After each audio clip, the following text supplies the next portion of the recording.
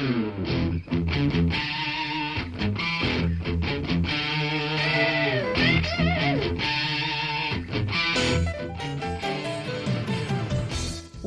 to Thriving Entrepreneur with your host, Steve Kidd, third-generation minister and 30-year business coach. Listen in as amazing, world-changing authors, speakers, and coaches share their struggles and victories.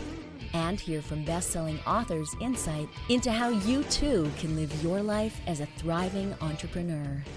This is Steve. Welcome to Thriving Entrepreneur. What a great day it is. Here in California, the sun is shining. We've got these two cute little birdies that have a nest in our backyard, and they're little babies, and they're chirping. It's just a great day to be alive and to thrive as an entrepreneur. I don't know about you, but I hope that you're feeling that way as well today. We really do wish the best for you and yours as you live every day of your life as a thriving entrepreneur. I just really want to talk today with you about the things in our life that we control. Or do we? And that's part of what I'm going to talk to you about here before we get rolling with our two next best-selling authors. I want to talk to you about control. Now, on the one hand, some of you have probably heard on other shows, I've quoted, it's another one of those quotes that's just ingrained in my life. I don't even remember who it came from. Might have been Sid Bauman.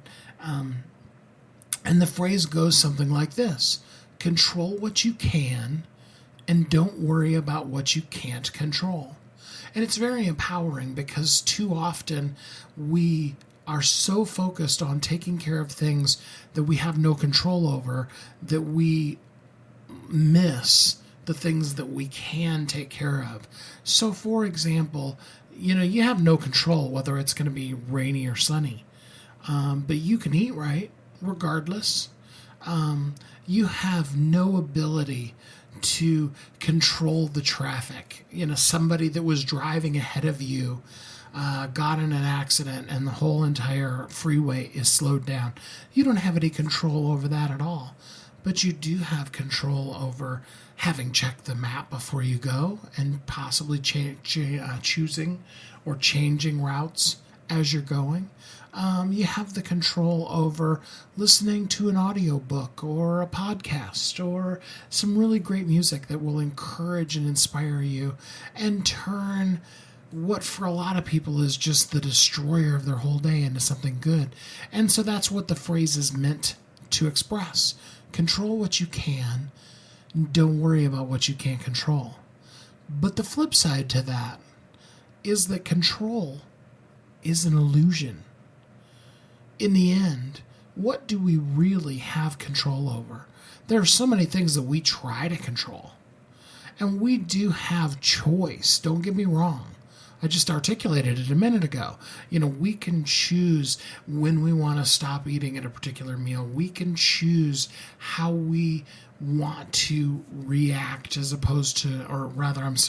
respond as opposed to react to a particular situation. We have those choices. But what do we really control? Think about that for a minute.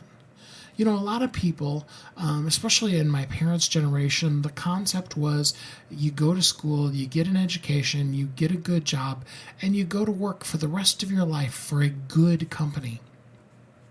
And back in my parents' day, that was very true. And you could work the 30 or 40 years and get the golden handshake and maybe earn the gold watch. At that point in time, there was at least some belief that Social Security and Medicaid was going to take care of you. That isn't necessarily the case today. How many of you either have experienced yourself or know somebody who, one day they were at work and then the next day when they showed up at the work, the building was just closed. There was maybe a note on the door that said, such and such industries has gone out of business. I remember actually getting the call, and it was actually a friend of mine that owned the company that said, we're closing down. Today is our last day. You can come in if you want to and pack up your stuff, or I can just send your files to you, but we've chosen to go a different direction and close down the business. And it was a good decision for his business, but it still, was last minute. It was literally that morning as I was getting ready to go to work that I got that call. And I know other people who they didn't even get that kind of a call. They just literally showed up at work and, there on the door was a message, or maybe even police tape that had, the sheriff's office had impounded the things in the building, different things like that we really don't have control over. So control can in many ways become a crutch and an illusion that we chase after so hard, rather than learning the power of what I'm going to call in this episode choice. Because choice is so powerful. I want to go back to what I was talking about earlier. You can choose your response to situations.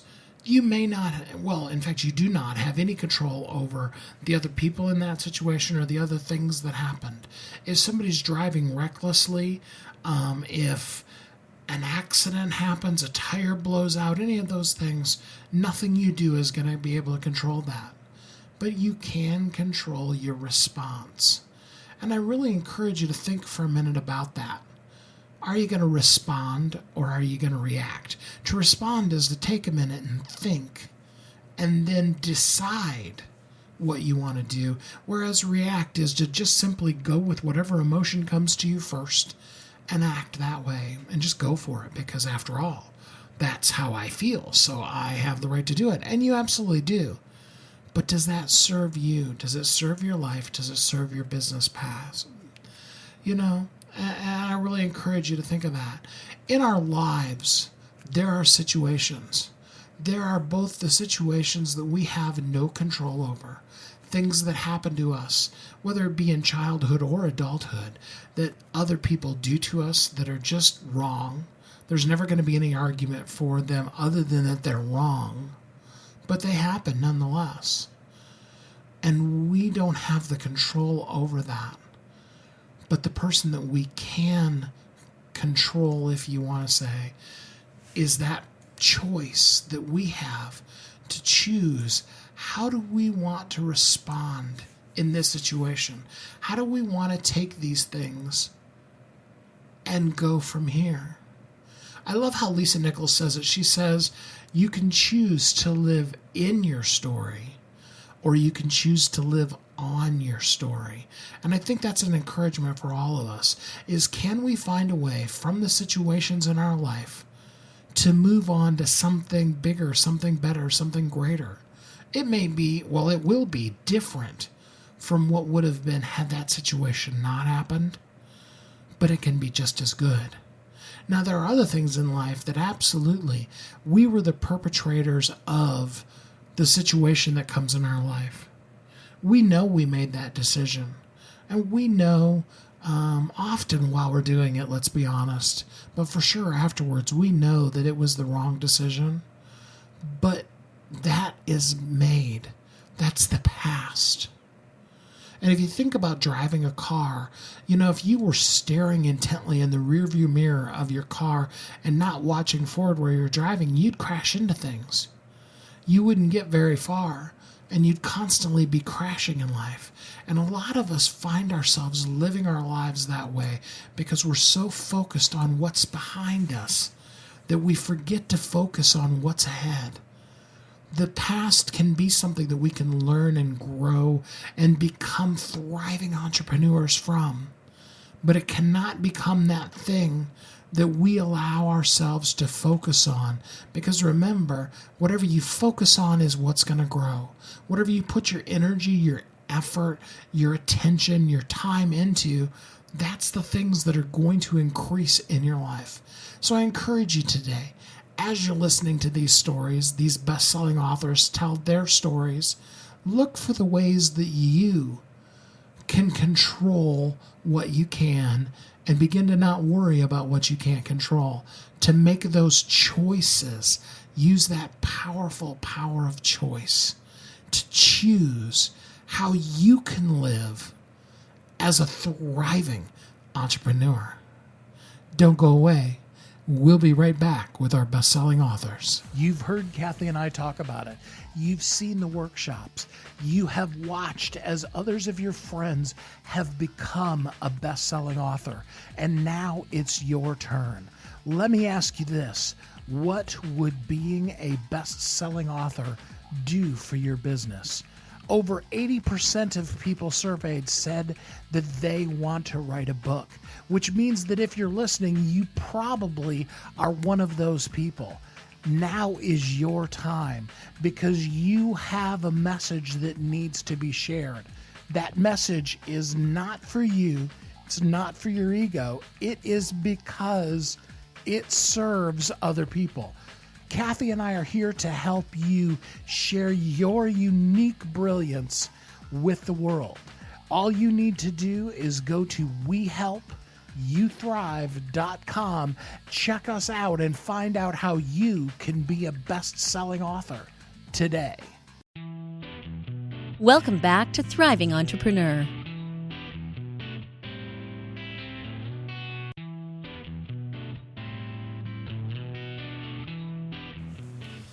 This is Steve. Welcome back. Today we're going to focus on learning to control what we can and not worry about what we can't control. We are going to learn the power of choice. And by doing that, we're going to talk with a couple of really amazing best-selling authors that have their books either coming out soon or just came out that are going to share with you this of how they took circumstances in their life, both ones that they can control and ones that were completely out of their control, and learned how to make choices to now allow themselves to live as thriving entrepreneurs. Listen intently, make some notes, and even hashtag and let us know your breakthroughs as we learn how to live as thriving entrepreneurs. Are you okay? How many times have you heard that question asked before? And what's your response? Your response is, oh yeah, I'm okay. But what if you could be better than okay? That's intriguing, isn't it? First time I heard that phrase, it jumped out at me, and I just can't wait to introduce this book to you. So let's get right to it. Join me in welcoming Zaundra Grant. Hi, Zaundra. How are you today? Hi, Steve. I am wonderful, thank you. How are you? Oh, I'm doing good. I'm so excited to get to have you on the show now that, we went through the book writing process and talk about your book. I'm looking forward to it. Thank you. I'm super excited. I'm just so excited about the number of people that I know will be helped and will be encouraged as a result of the book that together we've pulled together to write. So the book is called Better Than Okay. Explain to people in a little more detail than I did in the intro what better than okay really means. I truly believe that people ask us, how are you? And most of the time they're really not even listening for your answer. And most of the time we really don't answer them honestly. So we simply say, I'm okay. I'm doing all right. That kind of thing, especially when you're going through a situation as serious and as life-altering as divorce. And so the response of being okay is just, it's two letters, it's quite simple, it's quite superficial, and that's pretty much the way you feel when you offer that response. And to actually be able to say, I'm better than okay, actually takes a bit more soul.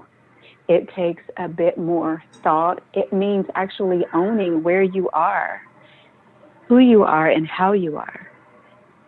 It means that you've actually given your situation some thought. And you realize, you know what, I'm actually better than okay. I'm not okay. I'm better than okay. Now, that's where I am right now, and I hope to be in that same place or even better than that tomorrow.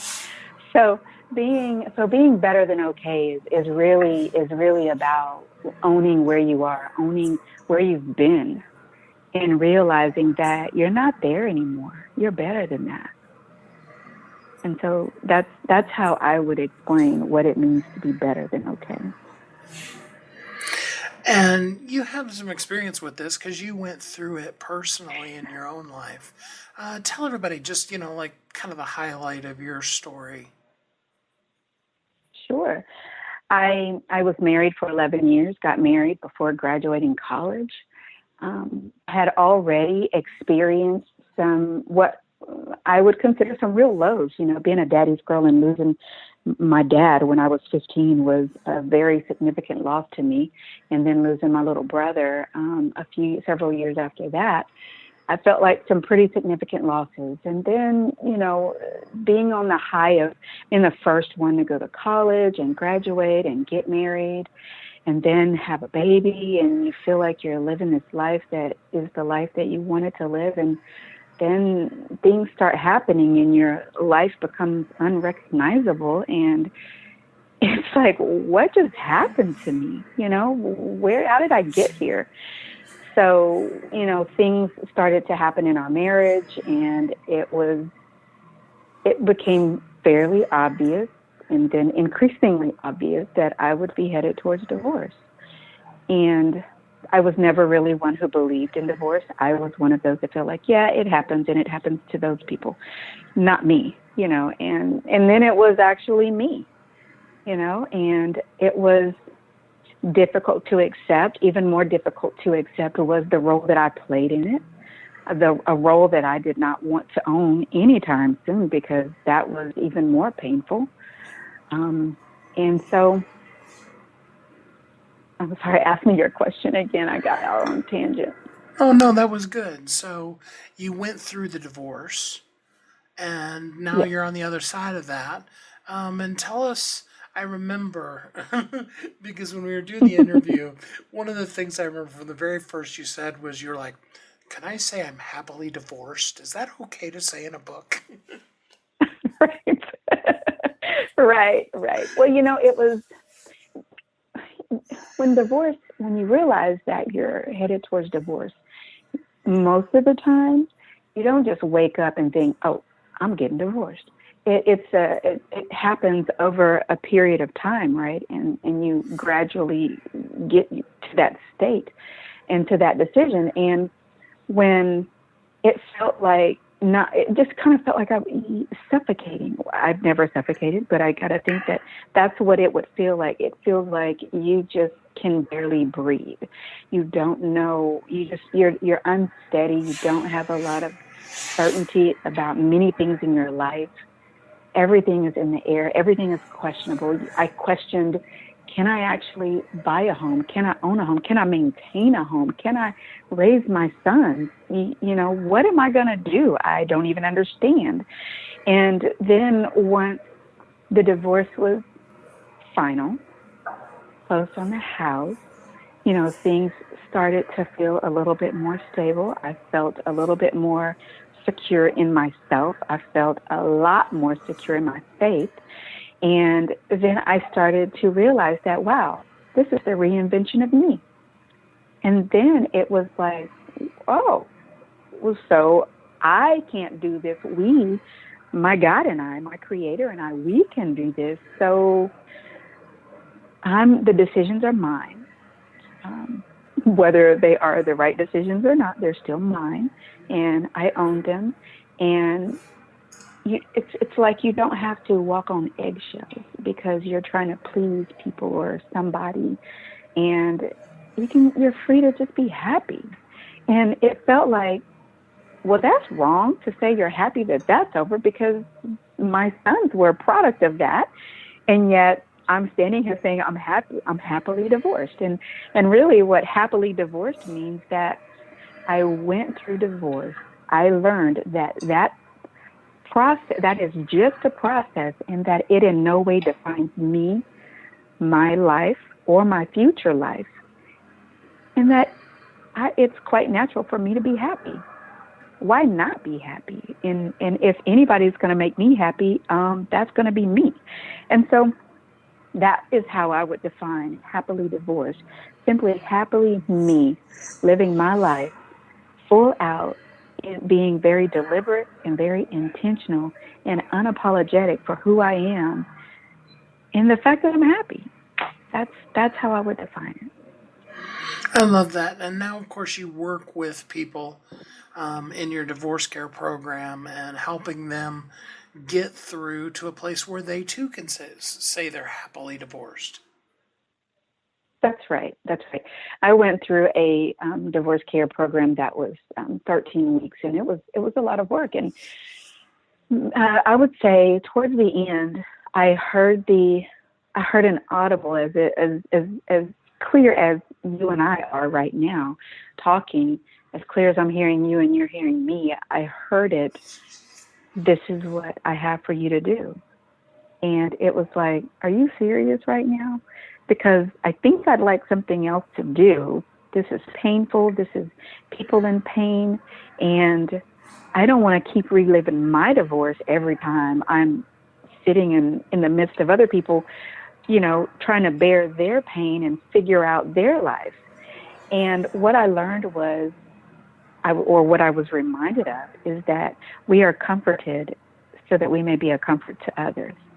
And there were those people that came alongside me, that encouraged me, that supported me. And once I remembered that, I quickly realized I want to do that for other people.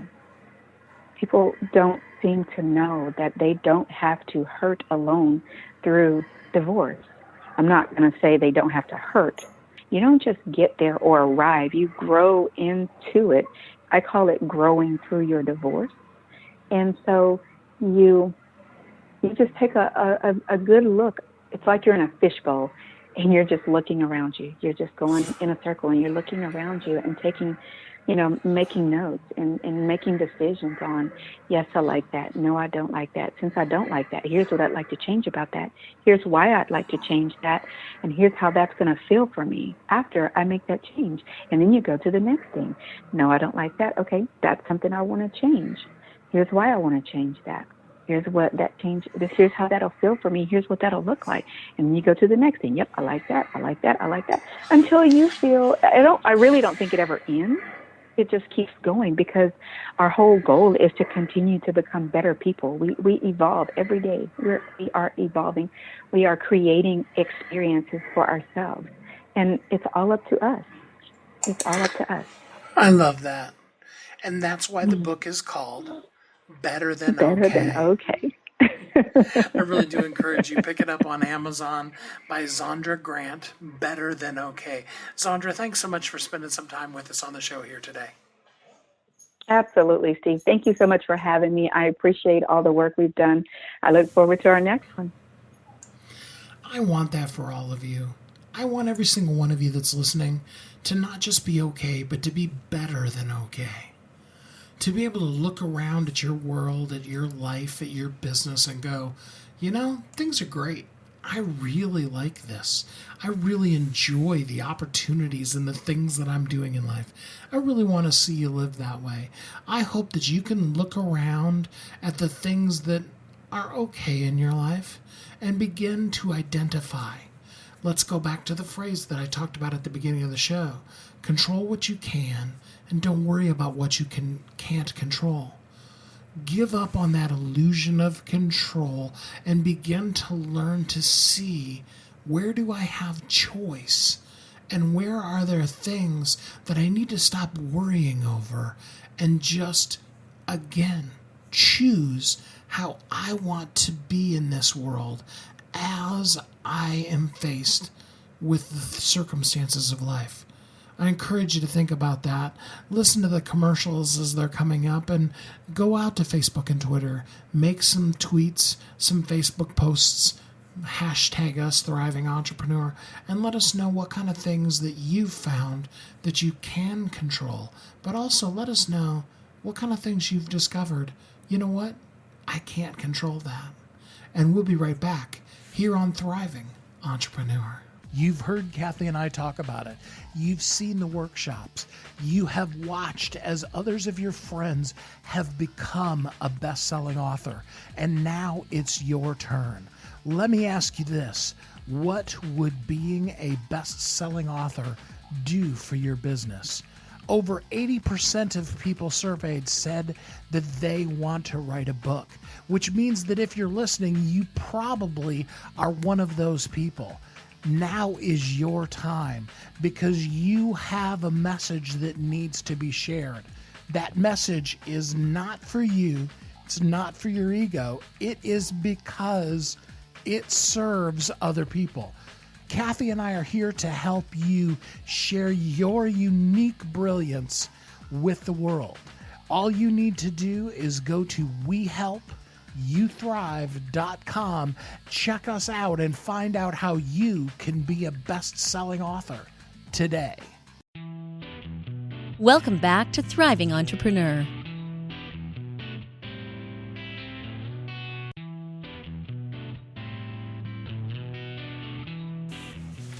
This is Steve. Welcome back. Today we're talking about control. Learning to control what you can and forget about what you can't control.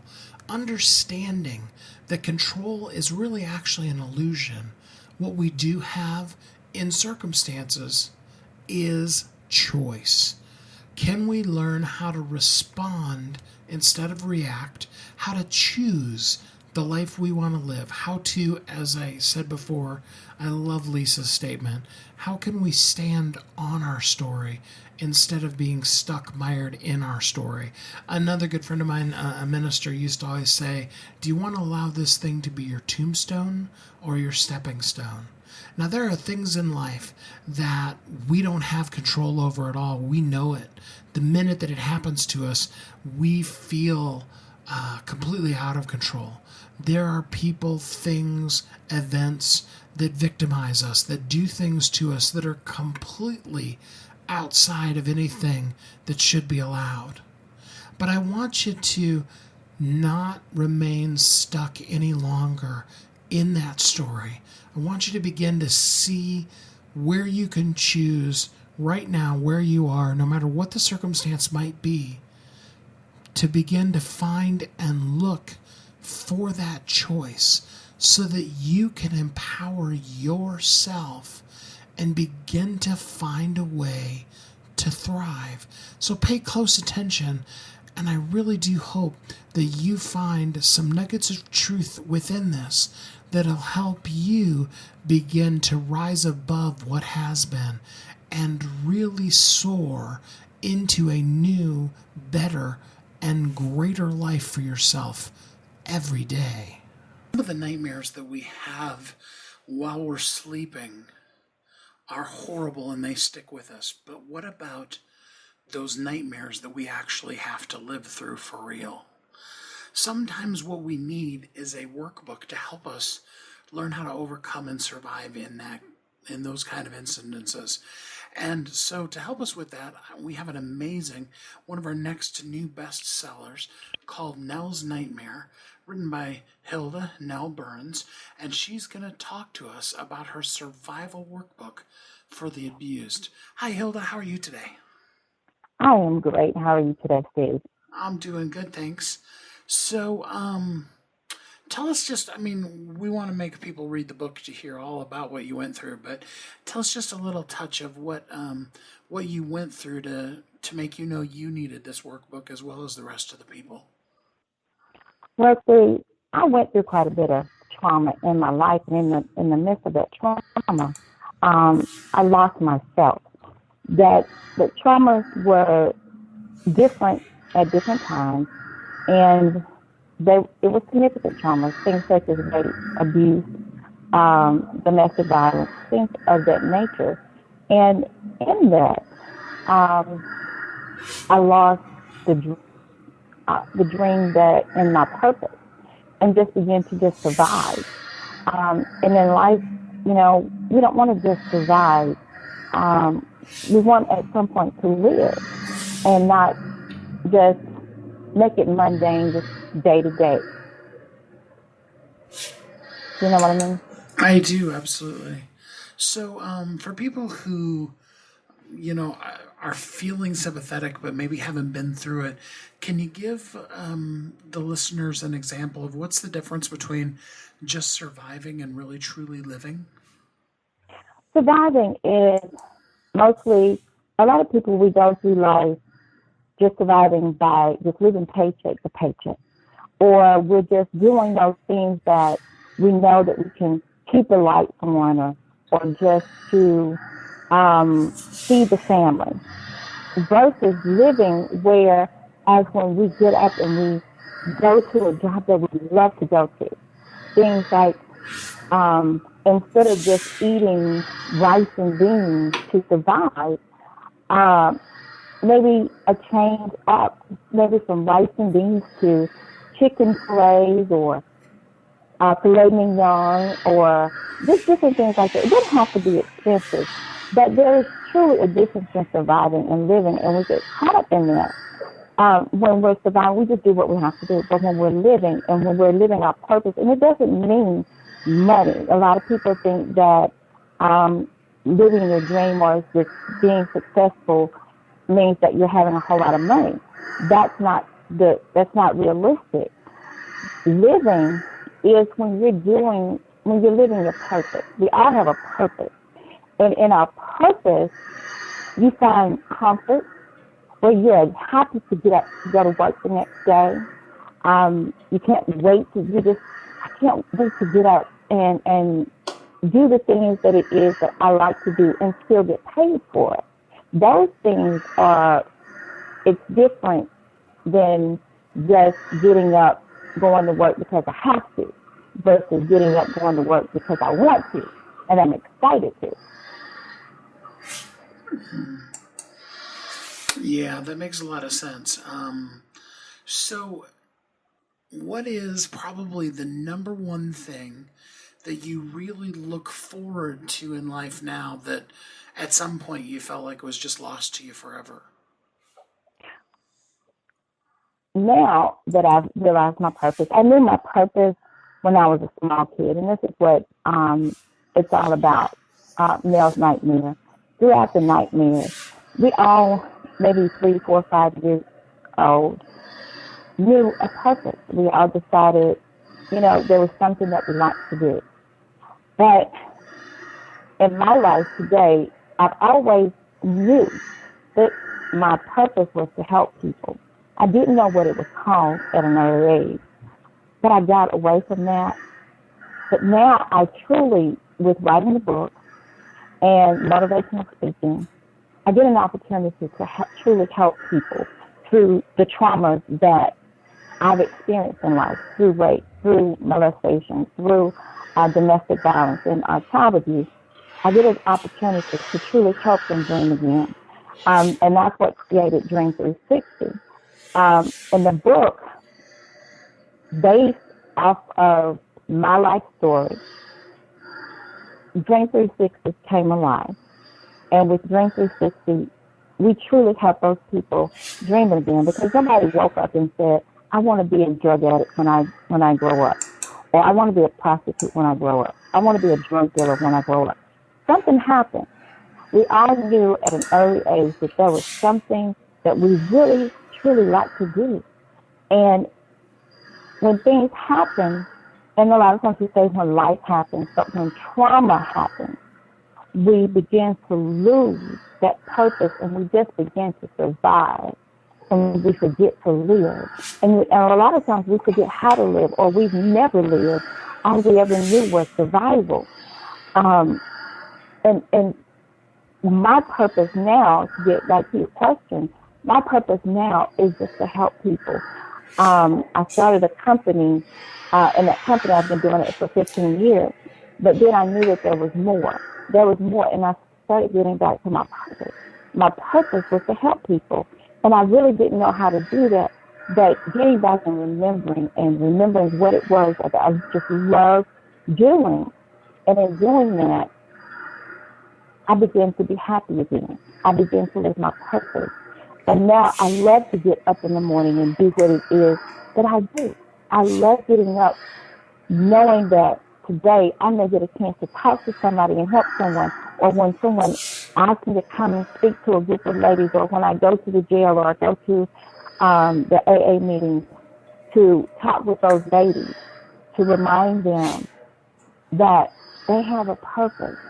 And that in itself gives me joy to know that I am helping them in some way to remember what it is. Because a lot of, like I said before, a lot of times we forget to remember their purpose and to begin to life out for their purpose, to stop just surviving and actually start living, to put together a plan to start living again. So I know a lot of times for people who are victims of abuse, it's hard for them to really even acknowledge it. It's that secret that they kind of keep hidden from the world. In fact, I've heard all too often, from even people here on the show, they were just positive that if anybody ever knew, they wouldn't like them anymore. Could you take a couple minutes and just speak specifically to those people who, something that they didn't do, but they had to endure through, that they're hiding, and they really need to begin to start acknowledging it and learning to heal. Could you talk to them for just a couple of minutes? Yes. Those words you just said, I used to say those words all the time. If you got to know me, you really wouldn't like me. Those words sound so familiar. What I would say to them first is acknowledge. Once you begin to acknowledge what happened and begin to not only forgive them, because a lot of times we forgive because the Bible says forgive. And then sometimes we just don't want to forgive because it hurts so much. But if you want to start living again, if you want to stop hurting, the first thing you have to do is forgive. You have to forgive them for what they've done. Because we never know what was ever done to them. For example, in the book, I talk about my grandfather who molested me as a child, and I would hide from him. Well, I began to forgive him, remembering that he wasn't always that monster, that sometimes he was my best friend who became a monster, but not knowing what he had gone through, and I began to be sympathetic towards him. Not saying that he had a right to do that, but I began to forgive him, not for him, but for me. And once I began to forgive him, then most importantly, I began to forgive me. I forgave me because I had to forgive me because I allowed the actions of someone else. Because I used to say, why me? Why me? That person doesn't know why you. It was nothing that you did. It was nothing that I used to say, I hate being pretty. I hate being nice shaped because it draws too much attention and it's my fault. That's not your fault. And you can't control the actions of someone else. But when you begin to forgive them, you will begin to heal. And then begin to forgive yourself because it wasn't your fault. And it wasn't you that said, I want to hate this person. It was something in us. But if you choose, you can, and it is a choice, you can choose to forgive so that you can begin to heal. Well, for example, my mother was killed in front of me. But I didn't realize I had not forgiven my mother for leaving me. But I had to write a letter. If you begin to writing is healing. You can write your way to healing. I wrote her a letter and I said, Mom, dear Mom, I love you.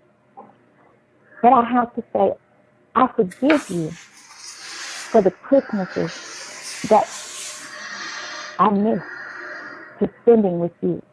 I forgive you for the dinners that we missed. I forgive you for the holidays that you missed.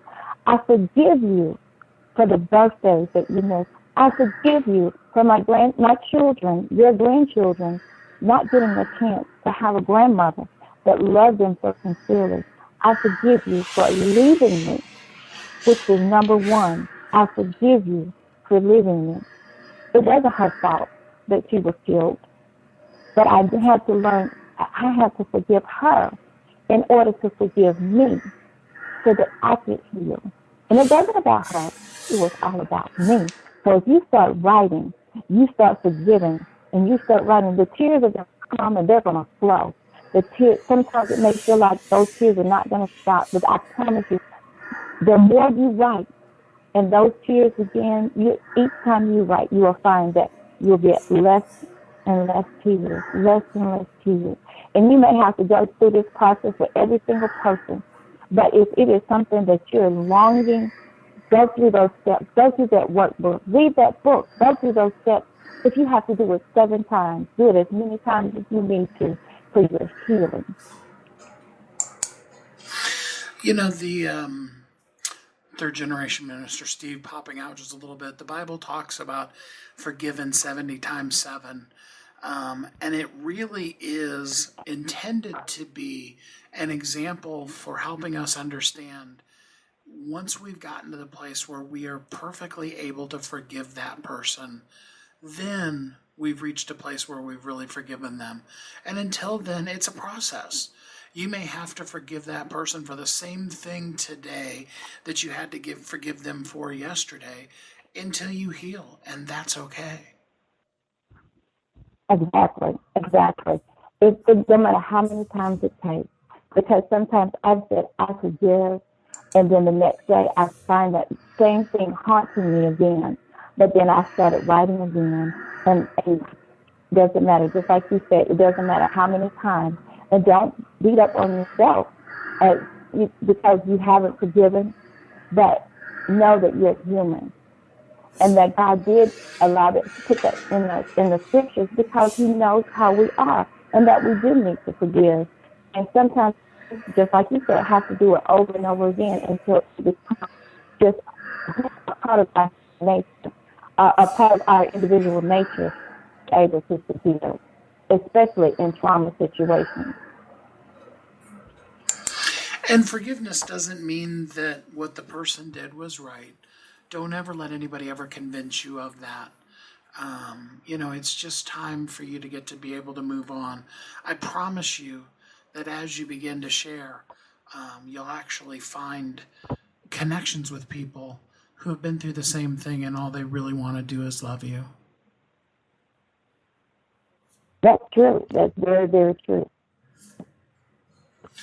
So, Hilda, I really, really appreciate how much courage it took to be able to write this book and be not only this open about what you've been through, but also provide practical tips for people to do.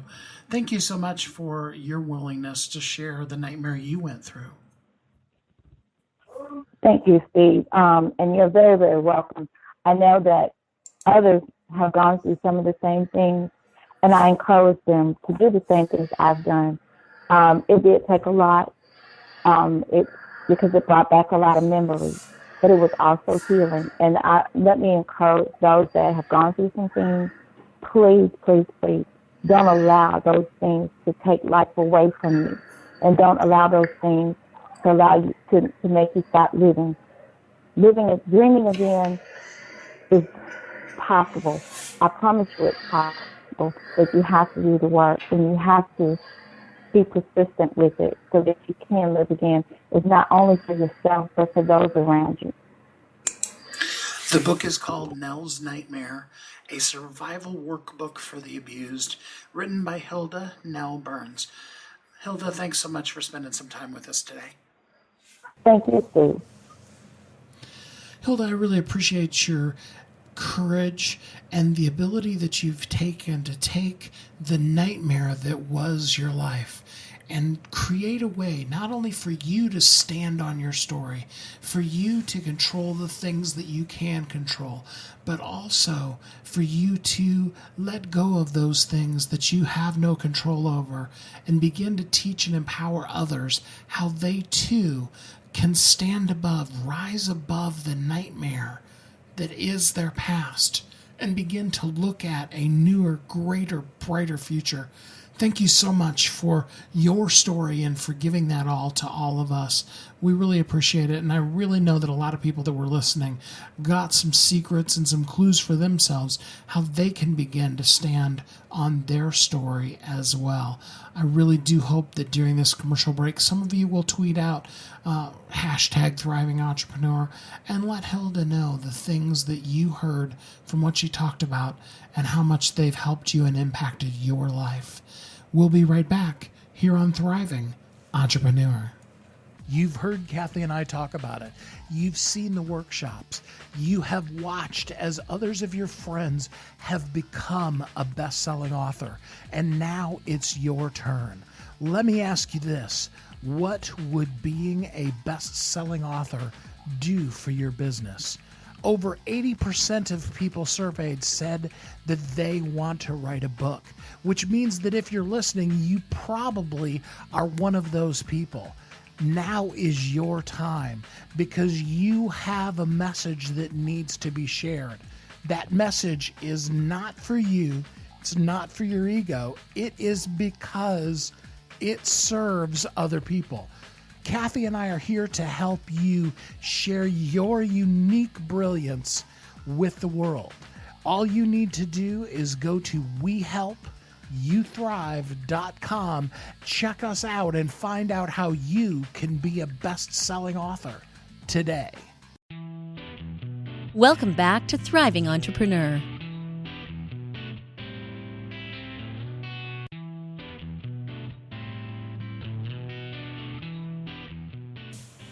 This is Steve. Welcome back. I appreciate so much the time that you've taken today to listen as we've talked about learning how to control what you can and forget about the things that you can't control. It's not that you're going to actually just, blank them from your memory. I'm not talking about having an upper lobotomy or anything like that, but simply how can we integrate those things that are in our life, both the decisions that we've made, good and bad, and the circumstances that others in our lives have brought into our lives, both good and bad, and learn how to make incredible power out of that powerful power of choice. You really do have that inherently within you to be able to choose. And I encourage you to really think throughout the course of this week, what are the things that I've been holding on to, that I've been struggling, scraping, scratching, fighting to control, that I could just let go of? I could open my hands and let them go. And what are the things that I can begin to start using the power of choice to really impact myself, make my life and my world a better place?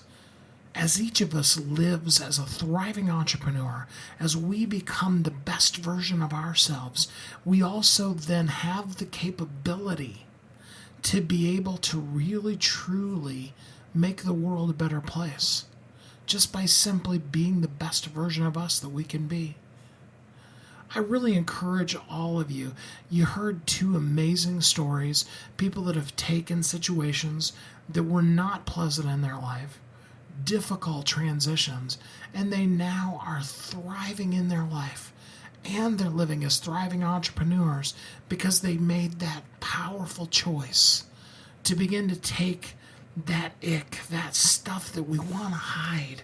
Everybody does it. If you've listened to the show enough, you've heard amazing world-changing leaders admit that they knew that if they shared that one thing with people, that nobody else would like them, that they'd lose all of their people, and that they'd be destitute and not have a business anymore. And yet it's the sharing of that one thing that has catapulted them to success like they never knew was possible. It's taken their business to new heights that they only dreamt, they only wished that they had the capability to have. All from sharing their truth, from being open and honest enough to be able to just say, this is what is. This is what's happened, and I'm okay with that. Because now here's the choice that I'm going to make powerfully in that situation to rise above and to thrive. And I want that for each of you. And I would love to see you share your message, your story with the world.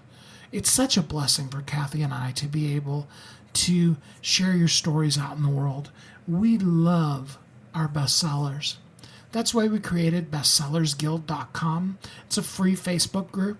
You just go to bestsellersguild.com, ask to join, and You're part of the community. You're part of a family of people who, just like you, are somewhere on their journey to becoming a bestseller.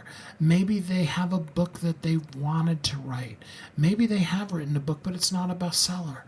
Maybe they're already a bestseller. We have people at all levels of their journey in there, and they share together one to another how they got there, what they did, and how they can love on you and help you really be a thriving entrepreneur and become a best-selling author yourself. I love it because one of our mottos for the group is, when one wins, we all win.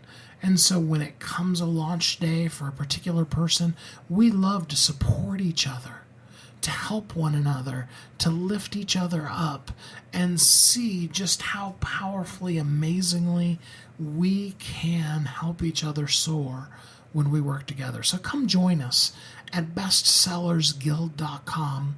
We'd be glad to have you there with us, and we'd be excited to see you become one of our next best-selling authors. And then I can have you as a guest on our radio show, and we can talk about you and your book and what things you've learned to control in life and what things you've learned to not worry about because you can't control. I think that's awesome, and I'm looking forward to really talking with you and getting to know you and hearing your story and watching it change the world. Because as we are the best version of ourselves, that's when real world change happens. So we'll look for you at bestsellersguild.com. I need you to understand something. I know you've been through stuff. None of us makes it through life unscathed. Nobody, no matter how good, no matter how bad they are, have a perfect life. It seems like it sometimes when we judge other people's lives from outside, living in our own life, looking at theirs and wishing that ours were like theirs.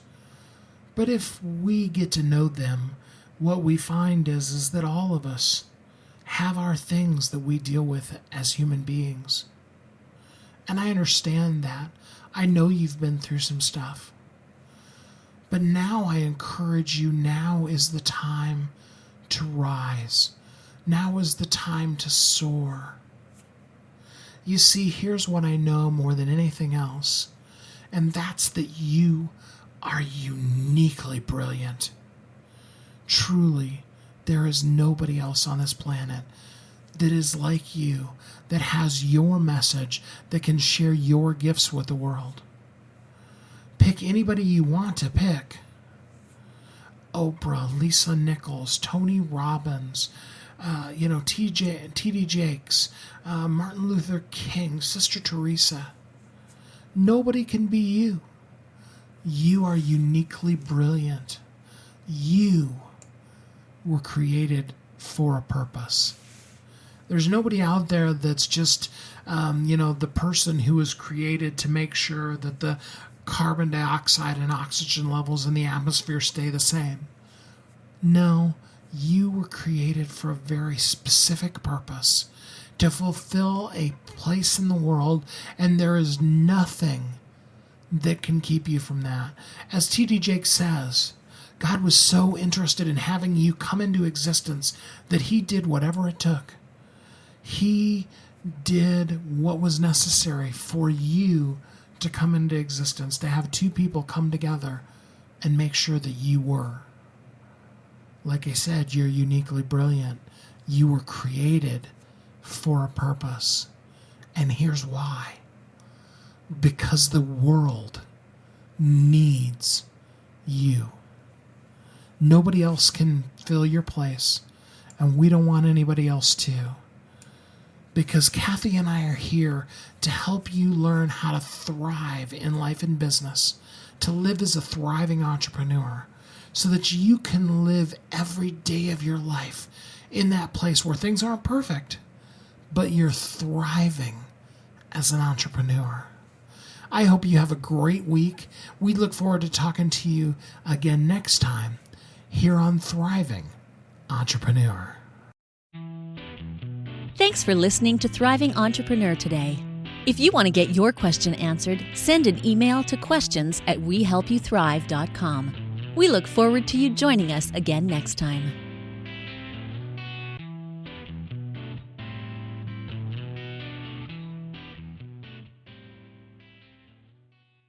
You've heard Kathy and I talk about it. You've seen the workshops. You have watched as others of your friends have become a best-selling author.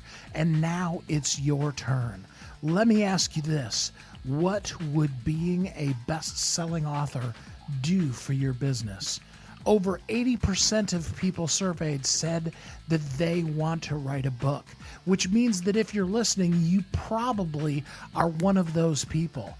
Now is your time because you have a message that needs to be shared. That message is not for you. It's not for your ego. It is because it serves other people. Kathy and I are here to help you share your unique brilliance with the world. All you need to do is go to WeHelpYouThrive.com, check us out, and find out how you can be a best-selling author today.